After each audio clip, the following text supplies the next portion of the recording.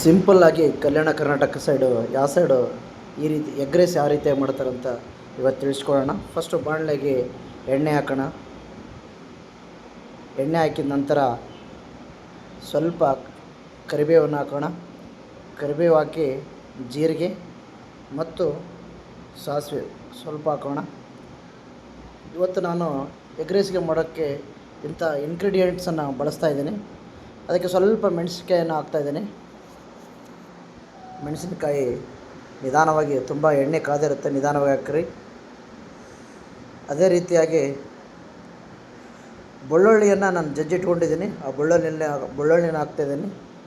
ಅದೇ ರೀತಿಯಾಗಿ ಈರುಳ್ಳಿ ಮತ್ತು ಟೊಮೊಟೊವನ್ನು ಆಲ್ರೆಡಿ ಕಟ್ ಮಾಡ್ಕೊಂಡಿದ್ದೆ, ಅದನ್ನು ಫ್ರೈ ಮಾಡ್ತಾಯಿದ್ದೀನಿ. ಎಲ್ಲವನ್ನು ಸರಿಯಾಗಿ ಫ್ರೈ ಮಾಡಬೇಕು. ಅದೇ ರೀತಿಯಾಗಿ ನಾನು ಮೆಣಸಿನ್ಕಾಯಿ ಅದನ್ನು ಕೂಡ ಸ್ವಲ್ಪ ಜಜ್ಜಿಕೊಂಡಿದ್ದೆ. ಅದರ ಜೊತೆಗೆ ರುಚಿಗೆ ತಕ್ಕಷ್ಟು ಸ್ವಲ್ಪ ಉಪ್ಪು, ಅದೇ ರೀತಿಯಾಗಿ ಸ್ವಲ್ಪ ಖಾರ, ಆಲ್ರೆಡಿ ಮೆಣಸಿಗೆ ಬಳಸೋದ್ರಿಂದ ಖಾರ, ಆಮೇಲೆ ಕೊರಿಯಂಡರ್ ಪೌಡರ್ ಮತ್ತು ಚಿಕನ್ ಮಸಾಲ ಸ್ವಲ್ಪ ಬಳಸ್ತಾ ಇದ್ದೆ ನಾನಿಲ್ಲಿ. ಕೊರಿಯಂಡರು ಮತ್ತು ಚಿಕನ್ ಮಸಾಲ ಸ್ವಲ್ಪ ಸ್ಪೈಸಿ ಆಗಿರುತ್ತೆ, ಅದು ತುಂಬ ತಿನ್ನಲಿಕ್ಕೆ ಚೆನ್ನಾಗಿ ಅನ್ನಿಸ್ತದೆ. ಈ ಎಗ್ ರೈಸ್ ಮಾಡಲಿಕ್ಕೆ ನಾನು 4 ತತ್ತಿಗಳನ್ನು ಒಡೆದಾಕೊಂಡಿದ್ದೀನಿ. ಆ 4 ತತ್ತಿಗಳನ್ನು ಇವಾಗ ಹಾಕ್ತಾಯಿದ್ದೀನಿ. ನಿಧಾನಕ್ಕೆ ಎರಡೆರಡು ಮತ್ತು ಮತ್ತೆ 2 ಪುನಃ ಹಾಕ್ತಾಯಿದ್ದೀನಿ. ಪುನಃ ಹಾಕಿ ಸ್ವಲ್ಪ ಲೋ ಫ್ಲೇಮಲ್ಲಿ ನಿಧಾನಕ್ಕೆ ಫ್ರೈ ಮಾಡ್ಕೊತ ಹೋಗಬೇಕು. ಲೋ ಫ್ಲೇಮಲ್ಲಿ ಫ್ರೈ ಮಾಡ್ತಾ ಹೋದಾಗ ತತ್ತಿ ಚೆನ್ನಾಗಿ ಬೇಯುತ್ತೆ.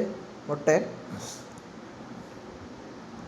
ಸ್ವಲ್ಪ ಇನ್ನೊಂದು ಚೂರು ಉಪ್ಪನ್ನು ಹಾಕ್ತಾಯಿದ್ದೀನಿ, ಸ್ವಲ್ಪ ರುಚಿ ಆಗಬೇಕಲ್ಲ, ಇನ್ನೊಂದು ಚೂರು ಖಾರವನ್ನು ಹಾಕ್ತಾಯಿದ್ದೀನಿ.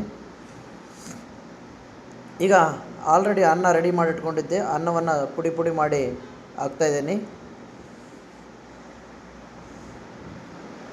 ಅನ್ನವನ್ನು ನಿಧಾನವಾಗಿ ಚೆನ್ನಾಗಿ ಉದುರಾಗಿರ್ಬೇಕು. ಅನ್ನ ಮೆತ್ತಗಿದ್ದರೆ ಚೆನ್ನಾಗಾಗಲ್ಲ ಎಗ್ ರೈಸು. ಉದುರಾಗಿರುವ ಅನ್ನವನ್ನು ರೈಸನ್ನು ಹಾಕಬೇಕು.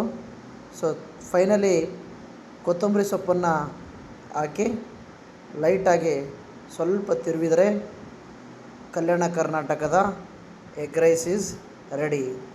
ಹೇಗಿದೆ ಕಮೆಂಟ್ ಮಾಡಿ.